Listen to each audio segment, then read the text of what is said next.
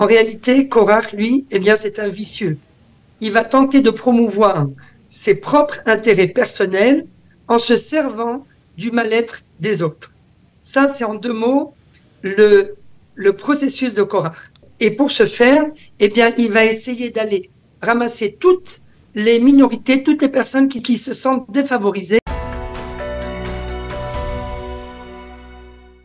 Et nous allons parler de la parashat Korach que nous allons lire cette semaine, ce Shabbat, dans les synagogues. Et nous sommes pour cela avec le Rav Seror Shalom. Merci d'être avec nous.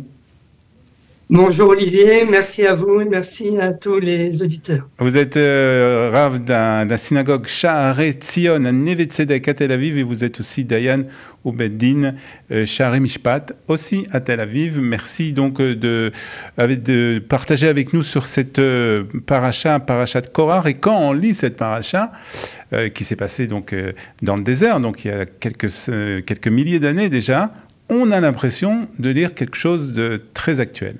Tout à fait, exactement. Très souvent, eh bien, il faut essayer de relier l'actualité dans la paracha, comme le dit le Ramban et également le Rabbi Lubavitch, puisque la semaine prochaine, eh bien, ça sera l'Aïloula du Rabbi Lubavitch. Et lui, il a toujours tenté de déceler à travers la paracha l'actualité. Et en effet, eh bien, plus que jamais, cette paracha nous parle parce qu'on a l'impression que c'est l'histoire qui se répète. Alors, pour mettre un peu dans le contexte, on parle de quoi quand on parle de Korach et sa communauté? Korach, en fait, la question est justement de savoir quelles sont les personnes qui soutiennent Korach. Et à partir de cela, eh bien, on peut comprendre quel est le but de Korach. En réalité, Korach, lui, eh bien, c'est un vicieux.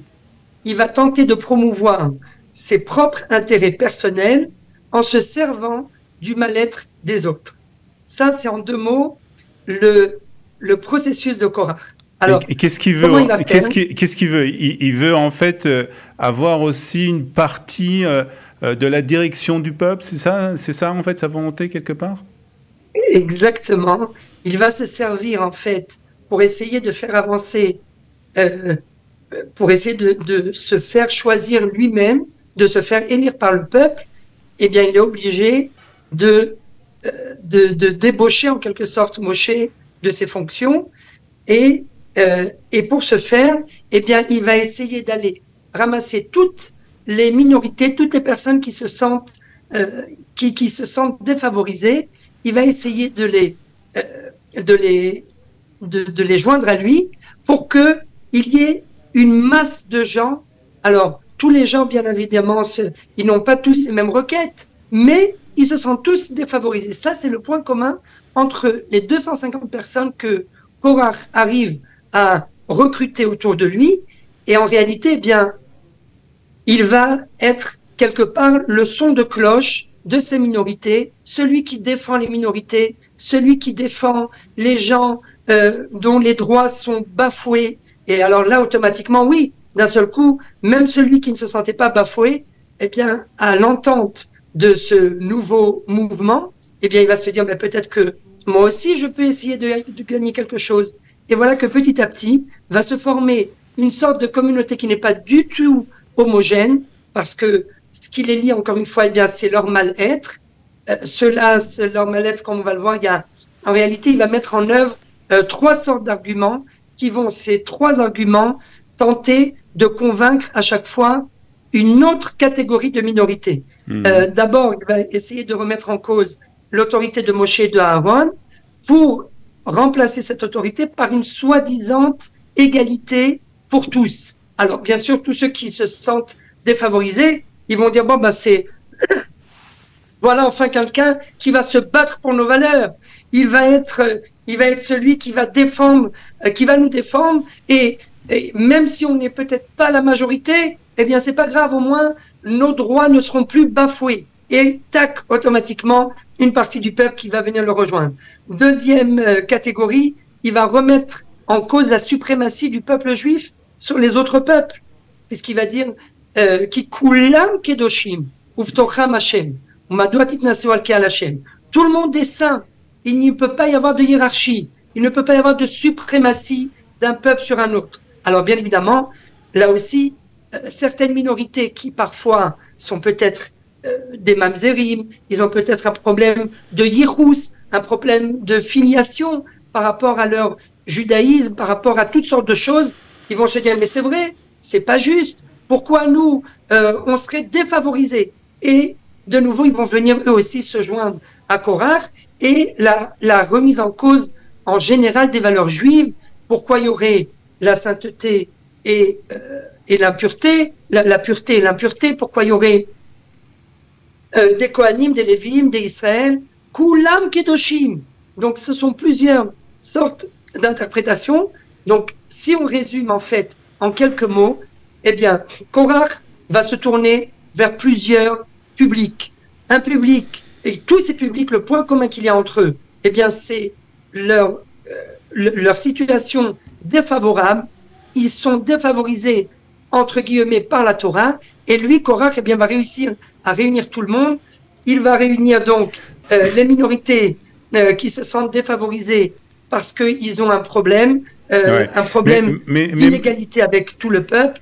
Ceux qui sentent, qui veulent remettre en cause la suprématie du peuple d'Israël par rapport aux autres peuples, et la remise en cause des valeurs juives, ceux qui n'acceptent pas toutes les valeurs juives parce qu'ils se sentent handicapés par quelque chose. Et donc, voilà les trois thématiques, les trois concepts qu'il va essayer de mettre en avant pour convaincre tout le monde. Mais Rav Saror, d'une façon générale, alors peut-être que Korach n'a pas fait les choses comme il fallait, mais d'une façon générale, vouloir défendre les personnes qui sont défavorisées, les personnes qui se sentent bafouées dans la société, c'est quelque chose de très noble. Donc pourquoi ça n'a pas marché avec Korach? Exactement. C'est une excellente question, Olivier.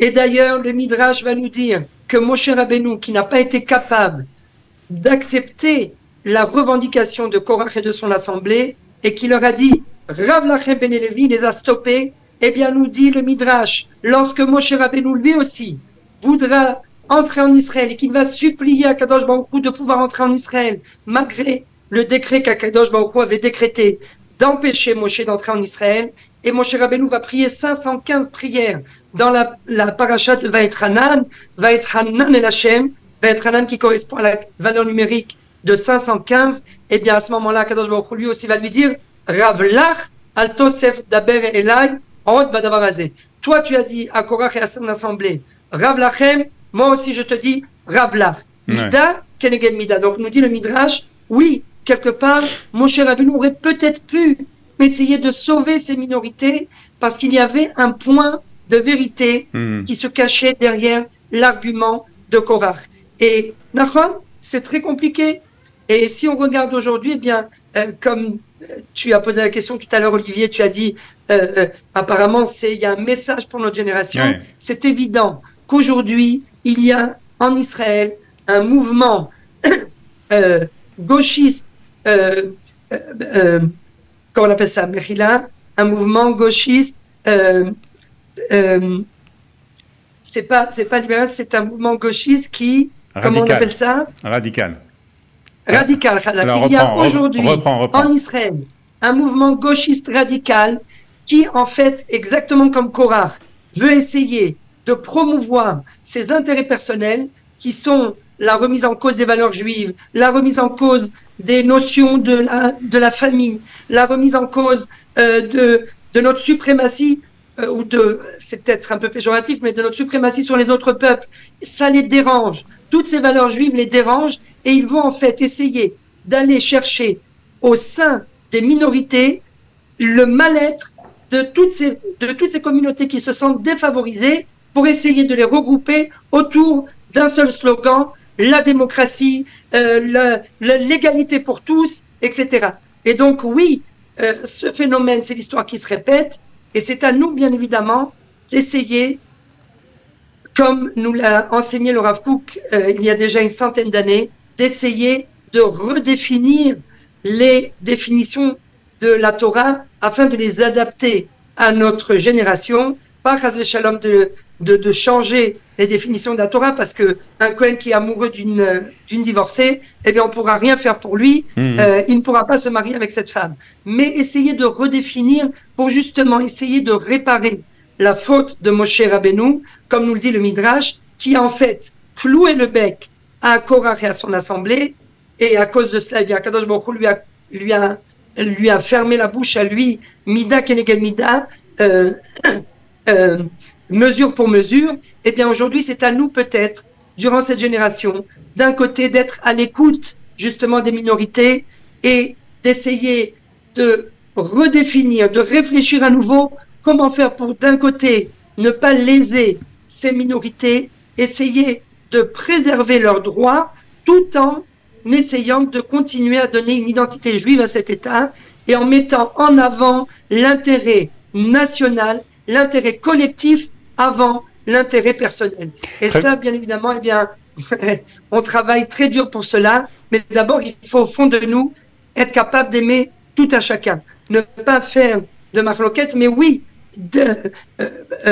dénoncer les gens comme la gauche radicale qui essaye de casser toutes les valeurs du judaïsme et de retirer l'identité juive à cet État. Eux, oui, il faut les isoler pour essayer de rattraper un maximum les minorités défavorisées à leurs propres yeux et essayer de les rapprocher vers les valeurs juives. Donc, d'un côté, il faut dénoncer cette gauche radicale, mais d'un autre côté, c'est pas suffisant de dénoncer. Il faut, comme nous le dit le Rav Kook, essayer de redéfinir les valeurs et pouvoir, dans tous les domaines, eh bien, être à l'écoute des gens, essayer d'apporter des solutions pour justement préserver d'un côté les droits de ces minorités et d'un autre côté pouvoir les associer au peuple d'Israël pour que nous puissions former qu'un seul peuple, parce qu'au final on n'est qu'un seul peuple. Et ce que voulait Korach, eh bien c'était de diviser pour mieux régner. Nous, c'est pas ce qu'on cherche. D'après la Torah, et ça c'était de la manipulation de la part de Korach. Le but de la Torah, c'est d'essayer de fédérer justement un maximum, tout en donnant l'identité juive que cet État doit avoir, parce que c'est un État juif avant d'être démocratique. Et bien évidemment, bien sûr qu'on veut la démocratie, bien sûr qu'on veut, on veut laisser toutes les minorités s'exprimer, mais c'est d'abord et avant tout un État juif.